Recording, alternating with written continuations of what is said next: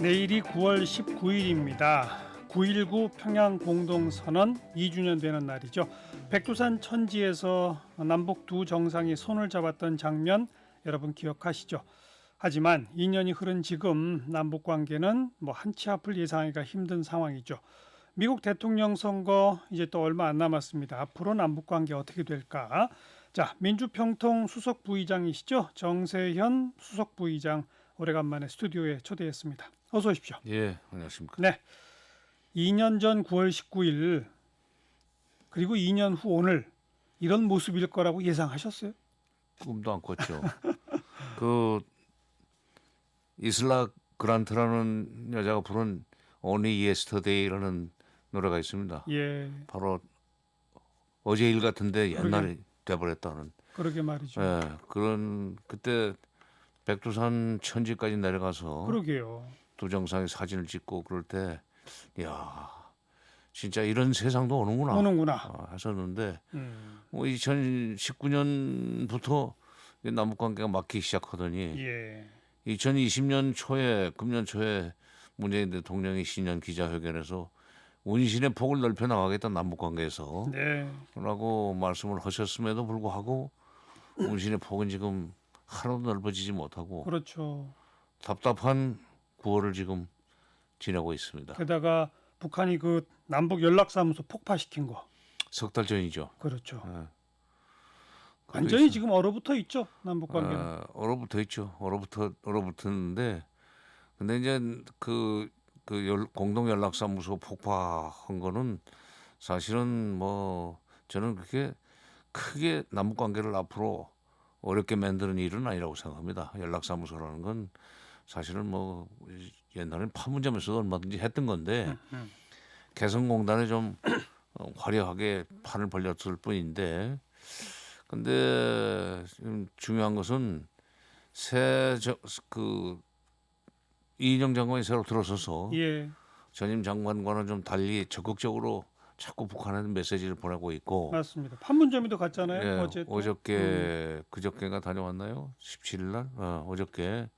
어저께 갔다 왔고, 그날 저녁에는 전임 통일부 장관들 10분을 초청을 해서 우리 정세현 전 네. 장관께서도 갔다 오셨잖아요. 예, 가서 만찬을 하고 왔습니다. 예, 근데 예. 전임 장관과는 좀 달리 적극적으로 북한에 계속 메시지를 보내고 지방자치단체들의 대북 사업도 과감하게 승인을 해주고 하면서 북쪽에 메시지를 보내고 있는데 제안은 계속 하고 있는데 반응이 없어요. 응답이 하나도 없죠. 근데 이유는 음, 물론 첫째 4.27 선언이나 9.19 선언이 이행되고 있지 않은 데 대한 일종의 불쾌감이라고 할까? 북한의 불쾌감. 섭섭함 이것 예. 때문인 측면도 있지만, 그러나 이 정도 사인을 보내면 움직일 수 있었을 텐데 그러지 못하는 것은 지금 북한도 지금 자연재해가 심각합니다. 태풍, 오랜 장마, 장마, 수해, 코로나 또. 코로나는 코로나대로 어. 청정국이라고 하지만은 지금 전 세계가 코로나19에 시달리고 있는데 북한이라고 해서 어떻게 그걸 예. 1월 29일 날 국경을 폐쇄한 뒤에 완전히 중국과의 왕래도 끊어져 버렸기 때문에 물자 이동도 안 되고 경제가 완전히 사실 이제 주저앉고 있는 중이라고 그렇죠. 봐야 돼요. 예. 그러니까 좀 요즘은 노동신문을 보면은 김정은 위원장이 직접 나서 가지고 그냥 우통을 벗어제치고 러닝샷 차림으로 일을 하는 모습을 보여주면서 김정은 위원장의 애민 지도자의 모습을 지금 인민들한테 부각시키고 있는데, 집이 완전히 부서져 가지고 새 집들을 많이 졌대요. 그런데 그런 거를 지금 복구하는데 지금 여념이 없기 때문에 예. 말하자면 대미 대남 메시지를 일체 지금 내보내질 않고 대내 메시지만 보내고 있습니다. 단결해서 이 어려움을 극복하자. 이런 상황에서 우리가 아무리 좋은 얘기를 해도 호응을 할 수 있는 정신적인 여유가 지금 없는 거 아닌가. 근데 북한 당국이 이례적으로 경제적 실패를 인정하기도 하고 그만큼 힘든 상황이라는 걸 이해가 되거든요. 그래서 내년 초에 8차 당대회를 또 열겠다는 거 아닙니까? 그러니까요. 이럴수록 사실은 남북 관계라도 좀 뚫어서 도움을 받아야 되는 거 아니에요? 북한 근데 입장에서. 이제 북한이 자존심 그 때문인가요? 자존심도 있죠. 자존심도 있으나 남북 관계를 우리가 먼저 한 발 앞서가면서 문제를 풀었으면 좋겠다 하는 그런 입장으로 지금 문 대통령이 일을 해보고 싶어 하는데 미국의 입장은 그건 아니에요. 네, 네. 북한이 비핵화를 확실하게 할 준비가 돼 있을 때 북미 간의 대화도 될 수 있고 또 남북 관계도 그때 거기에 보조를 맞춰 나가야 된다는 일종의 북미 관계와 남북 관계 그 병행론적인 입장을 너무 강하게 고수하는 바람에 근데 그게 이제 작년 2019년까지였다면 2020년 들어서면서부터는 장관님 소개해 준 것처럼 문 대통령이 신년사에서부터 미국과 관계없이 남북이 할 수 있는 걸 조금 자율성을 갖고 해보겠다는 의지를 피력했잖아요. 했는데 그게 사사건건 걸렸어요. 미국한테서. 그렇죠. 어, 그걸 보고 미국은 이거는 결국 먼저 미국과 뭐 결판을 내고 나서 예, 남쪽과 얘기를 해야지. 그러니까 선미후남으로 돌아가게 만든 원인을 뭐 여러 가지로 이제 따질 수 있지만 어쨌건 선미후남으로 입장을 정해놓은 상황에서 내년 초에 이제 그 8차 전당대회에서 예, 대내외 정책 방향을 다시 이제 재정립한 뒤에 그때 대미 관계와 대남 관계를 조정을 해 나가려고 봅니다. 그러니까 지금 벌써 지금 9월 중순인데 그러게 말입니다. 앞으로 석 달 반 남았지만 석 달쯤 남았네요. 석 달 후를 기다리면서 그 동안이라도 계속 우리가 메시지를 보내야 된다고 생각합니다. 그러니까 이인영 통일부 장관 또 박지원 국정원장 이런 포석은 적극적으로 남북 관계를 뭔가 뚫어보겠다는 거잖아요. 또 그렇죠.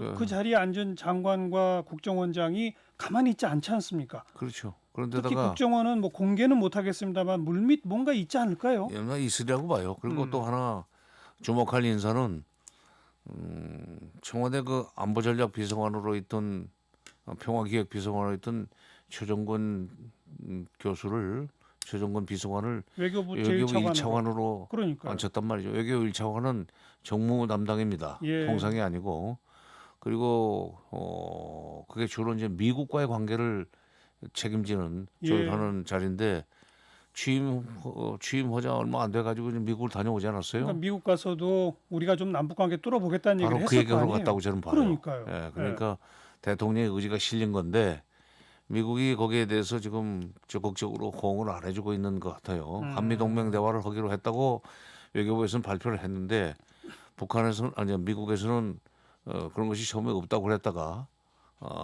한국 측의 의견을 존중하겠다는 식으로 입장을 조금 완화하는 걸 보면 미국이 이 남북 관계가 한 발 앞서가는 것을 풀어줄 용의가 아직은 없는 거 아직도 아닌가? 없다.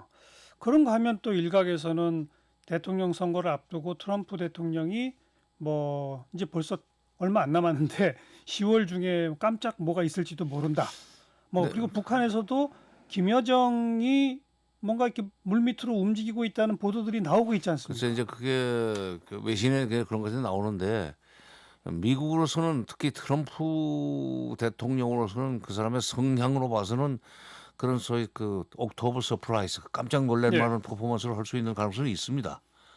그런데 북한은 이미 그 미국의 그런 정치 노름에 협조하는 그런 식의 협상은 안 한다 그런 식으로 입장을 이미 발표를 했어요. 하긴 그러니까 또 냉정하게 따져보면 대통령 선거 결과가 어떻게 될지 모르는데 글쎄 10월 달에 깜짝쇼 해본들 북한 입장에서 뭐가 도움이 되겠습니까? 바로 그거예요. 그렇죠. 그러니까 괜히 그 북한 주민들한테 북한 인민들한테 기대감만 부풀렸다가 갔다 와서 사진 찍고 온 것밖에 없다고 하면 오히려 그건 망신이 되죠. 예, 그래서 나는 10월 뭐 옥토버 서프라이즈니 뭐 그런 것은 없다. 미국에서는 한 번쯤 기억을 해볼 만하지만 음, 북한이 적극적으로 호응해줄 가능성은 상당히 낮다 이렇게 봅니다. 그럼 지금 장관님 판단은 북한은 일단 금년 말 미국 대통령 선거 결과까지를 보고 내년에 그때까지는 전당대회 하고 그러니까 그때까지는 버티고 버티고 북한 내부에서는 내부적으로 전당대회로 방향을 잡는 어떤 절차를 거치고 그리고 그리고 새 판을 짜보자 이거로군요. 그렇죠. 그리고 근데 이제 거기서 중요한 것은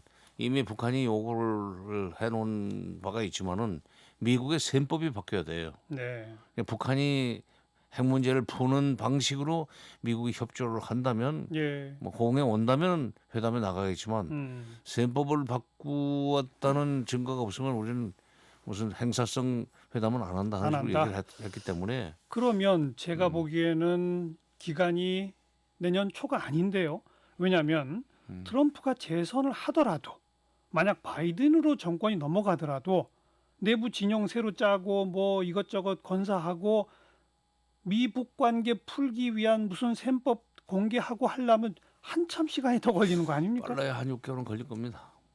그것도 아주 최소한 그렇죠. 6개월이겠죠. 그러니까 미국 대통령 취임식이 막 1월 중순쯤 있을 텐데 그러니까요. 미국 대통령 선거 결과만 보고 전당대회를 여지는 않고 대통령 취임식까지 좀 보고 예. 그 참모진이 어떻게 짜야 되는지도 보고 아마 예.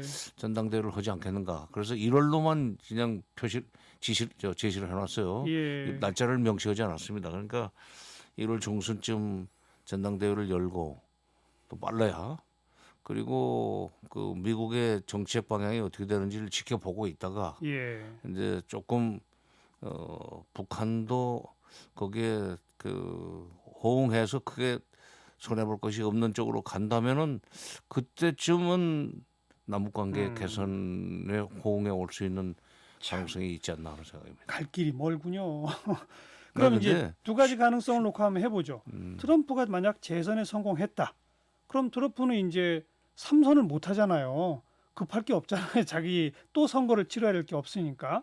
그럼 북한을 상대로 한 일종의 서프라이즈 깜짝쇼 같은 것도 필요 없어지는 거 그 아닐까요? 사람 아마 성향으로 봐서는 이제 이건 그 관심권 밖으로 밀려날 가능성도 있어요. 오히려 바이든 같으면은 이게 이제 오바마 정부 때 부통령을 했던 사람이기 때문에 북핵 문제를 그때 잘못 관리해서 북한이 핵실험을 4번이나 하게 만든 게 오바마 정부 8년 동안입니다. 예, 예. 그런 데 대한 반성의 근거 토대해서 뭔가 좀 새로운 판을 짜보려고 할 가능성은 있어요. 오히려.